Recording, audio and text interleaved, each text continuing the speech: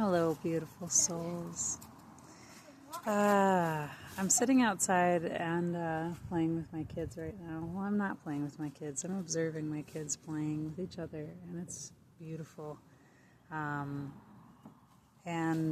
I'm like in a peaceful moment of revelation after a lot of turmoil today. Today, this day that I'm recording I'm recording a video. Do you want to say hi and share? Yes, I was going to say, do you want to share your wisdom? And there you go. Dirt on your hands. Get a little closer. Show the camera.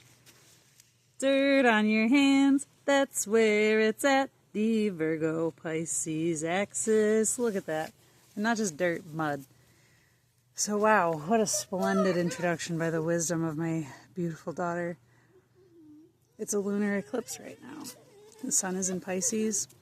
The moon is in Virgo. And we're all being asked to evaluate our relationship with the analytical mind and the trust and belief in our spirit and our intuition. This axis, the Virgo Pisces axis, is the personal, I almost wanted to say bane of my existence, but it's not. It's the purpose of my existence. I have South Node and Sun conjunct in Virgo in the 3rd house, opposite my North Node, like opposite my North Node in the 9th house in Pisces. So this is like, honestly, the destination, the destiny of my life. And this eclipse that's happening is right near my sun, and I'm going through a lot. I'm going through a lot about like what I thought was true about the structure of the world, and I see that same questioning, and I see that same like narrative coming up in people all around, whether they're aware of it or not. And I've had a really challenging day, like being confronted by my own subconscious beliefs around how I feel that the world has been structured and why, and how much of that we can change, and how much of that requires a miracle. How much of that requires a miracle. And what is a miracle? It's something that can't be done by humans. It's something that we can't see, that we can't manipulate, that we can't do. It needs a divine intervention. A miracle is divine intervention. And today I've finally realized that like the best way for me to live my life moving forward is to be on a never-ending evidence-finding mission that this whole thing is a miracle.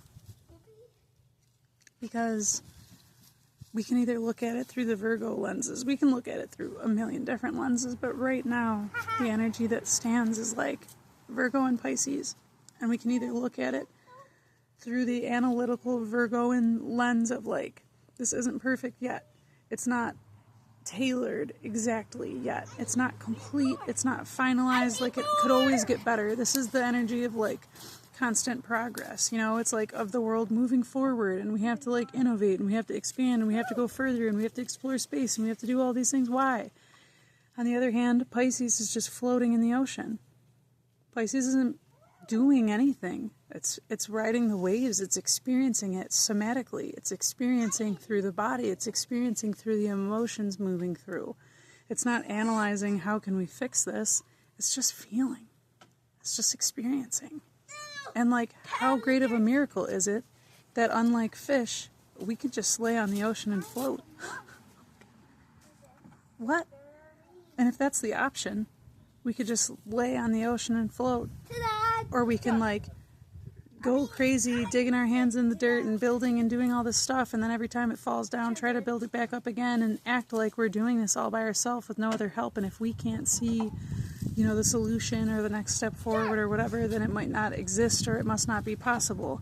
We fail to take any accounting for divine intervention or divine invention, which is what we are. Which is what this planet is. It's what this whole human experience is. It's divine invention. And so why, I won't make this a we, I'll make this a me. Why have I, in my life, aligned to a line of thinking that automatically dismisses the miraculous? Because it's not practical. Because I can't see how I would make that happen, it can't possibly be. It must be dismissed, lest I am naive. And if I'm naive, you know I'm going to get hurt and wounded, so I can't be naive. I can't trust blindly. I can't. So all I can do is just see everything getting worse and see how I can't fix it, and see how at my best attempts to manipulate leave me shorthanded and wishing for and hoping for, not realizing that my subconscious is sabotaging me from the inside out because I don't believe in miracles until today. Because when I sit down and think, when I sit down and feel, when I sit down and review all of the things that have happened in my life, I, yes, have so much evidence of this world is so messed up, and there's so many not great people, and there's a lot of problems, but at the same time, I am constantly surrounded by miracles, from the smallest things to gigantic things. So why argue for my limitations?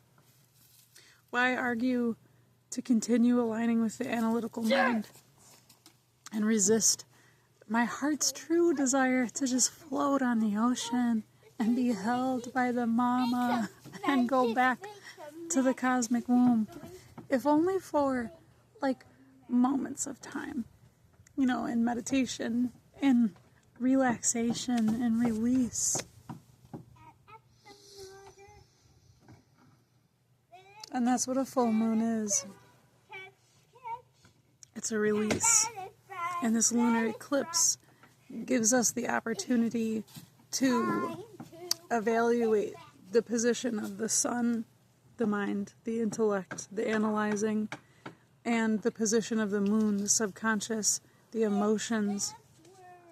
And neither one of them are better than the other. But this gives us the opportunity to analyze our relationship with it, and then put out a hope shot prayer to the universe and trust that it's possible that it happens. You don't have to convince yourself and gather the data and analyze it to how likely or how probable or what exact ways we can see to force that into being, because that's not how everything works. And I think at this time, I know in my life, and I think it's way bigger than me, because I'm not separate from the whole. I'm very interconnected, and I was given this voice and this perspective and this life experience for a reason. I think just to speak peace to the fact that, like, miracles are possible, even when your brain very practically, very reasonably tells you that they're not. This moment is asking for us to give ourselves the compassion of, like, giving that brain, giving that very physically manifested, real, responsible, grounded perspective just a break, just for a couple minutes, just for a couple minutes, give yourself a break today. And, like, see if you can recall a time in your life where if it was all on you, something would have fallen apart, but it didn't. And that's your evidence that there's something else out there. And maybe it doesn't fix every problem in your life, because we're meant to rise to challenges. You know, like, we're meant to take a challenge and see what we create from it. You know, the universe wants for expansion. Divine intelligence is expansion. It is more in the act. It's in the process of being. We are human beings, and we are being the expansion. So this whole thing is in part an experience for us to have challenges and then rise through them. And this specific challenge is really, really hard.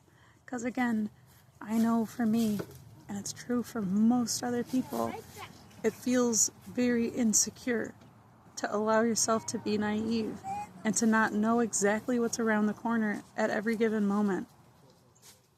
And I've finally reached the agreement with my own soul that, like, at best, when I plan what's around the corner, there's a chance of failure. There's a real good chance for like some human to come and screw it up.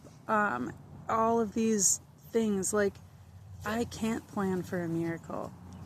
I don't know what that looks like. I don't know how to achieve that. So when I make the plans, miracles aren't possible.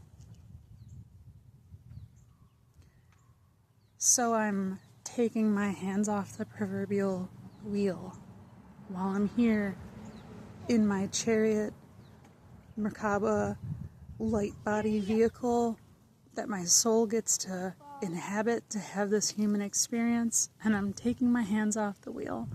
And I'm asking that the divine guidance come through and show me the steps, like the baby steps in front of me, to lead me to the miracle that I know is waiting for me. I know it. I know it. And I can't make rational sense of it. And I can't logic it. But finally, in my life, I feel so strongly about the knowing that I'm willing to, like, take that leap of faith. And I think that this is not just a me thing right now.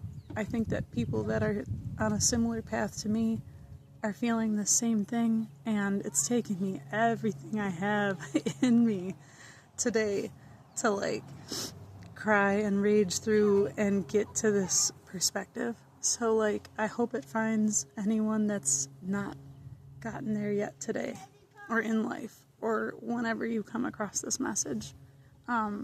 Because sometimes for me, it's just the knowing that there's other people that are sharing a similar path, and sharing their wisdom that they find along the way, that gives me the hope and the encouragement to face down the possibility of being naive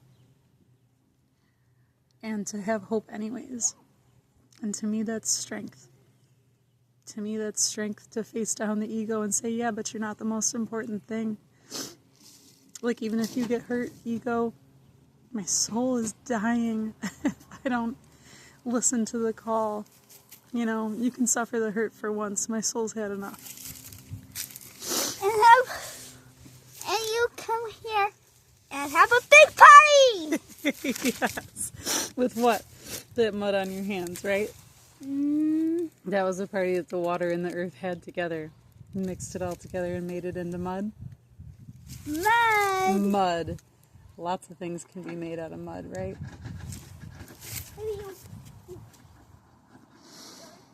And water together. I'm wishing you all a beautiful eclipse season. And I mean beautiful in whatever way it comes for you. Whether it's like tears of revelation and things that have been bursting inside of you that finally get to come out in streams of snot out of your nose and, you know, long repressed rage getting finally purged out.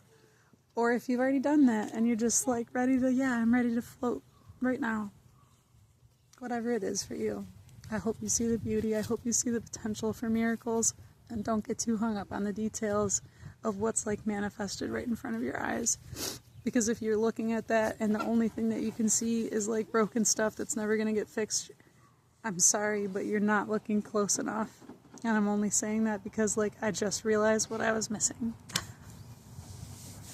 And I don't want to miss it anymore. So I'm going to go enjoy the rest of this day with my family. I'm wishing you all so much peace and love.